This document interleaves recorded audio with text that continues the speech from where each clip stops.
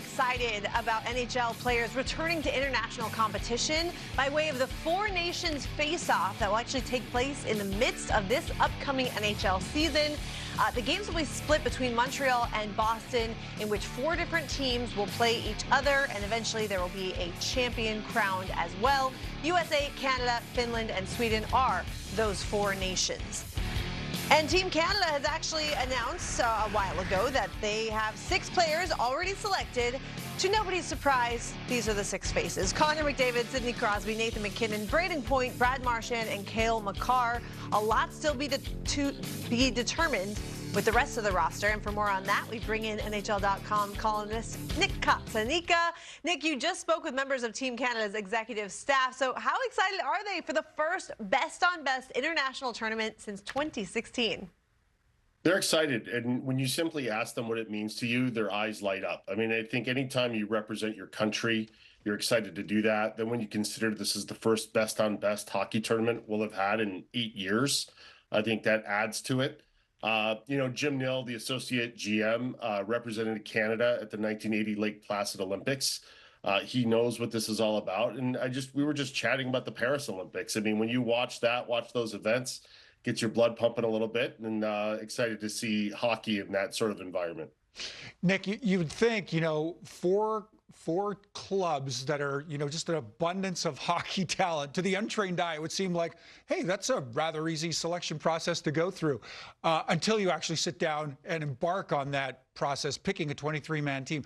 What specific processes do you see the executive staff going through as they kind of map out, flesh out their respective rosters?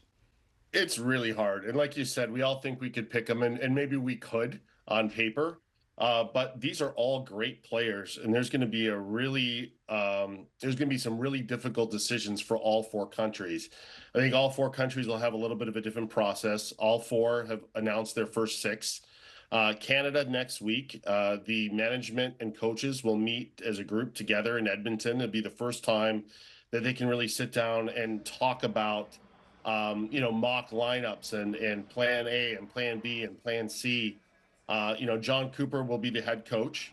What systems is he going to run? How do the players fit? Canada has so many centers. Who's going to stay in the middle and move to the wing? There are so many little things to talk about. And man, it would be fun to be a fly on that wall, wouldn't it? Yeah, so much talent on all 4 teams, but especially Team Canada. The one area in which I think there's a bit of a question mark for Canada is goaltending, right? It could be a heavily debated position. So who do you sense will kind of be top dog in the crease for Team Canada, and who do you think will make the roster? Will there be 3? Yeah, there'll be 3 goalies. So each roster will be all NHL players. It'll be 20 skaters and 3 goaltenders. And you're right. I mean, goaltending has been a strength for Canada for, as long as I can remember these tournaments. But this time around, it's a little bit different. And, I think the 3 will probably come from what's on your screen right now. If I'd had to bet today, it'd be Stuart Skinner, maybe a little recency bias there. But, maybe it's Jordan Binnington. Maybe it's Adin Hill. One really fun thing about this is the beginning of the NHL season is going to be an audition for these rosters. And I think that is one area where, you're going to watch the first 2 months of the NHL season. The rest of the rosters will be announced between November 29th and December 2nd. But that gives, the coaches and management some time to evaluate, who's on his game, who's healthy. And I think that will really matter when it comes down to Canadian goaltending. Yeah, a challenge of that position for sure.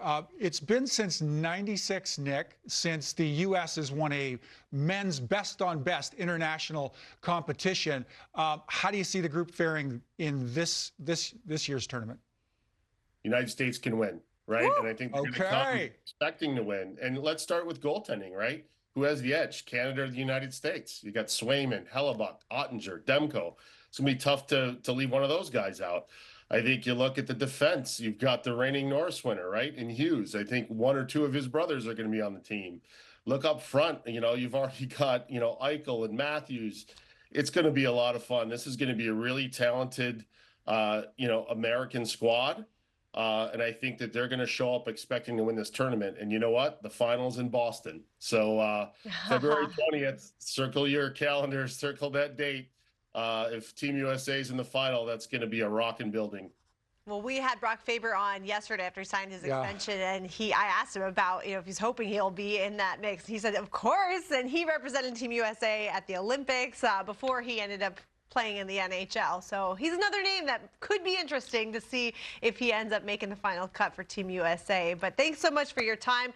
For those of you watching, be sure to go to NHL.com right now. You can check out Nick's article and his coverage on the Four Nations tournament that really is, 8 months away or something? Less than that, 7 months away. We can't wait. Thanks, Nick. Thanks for having me. Appreciate it.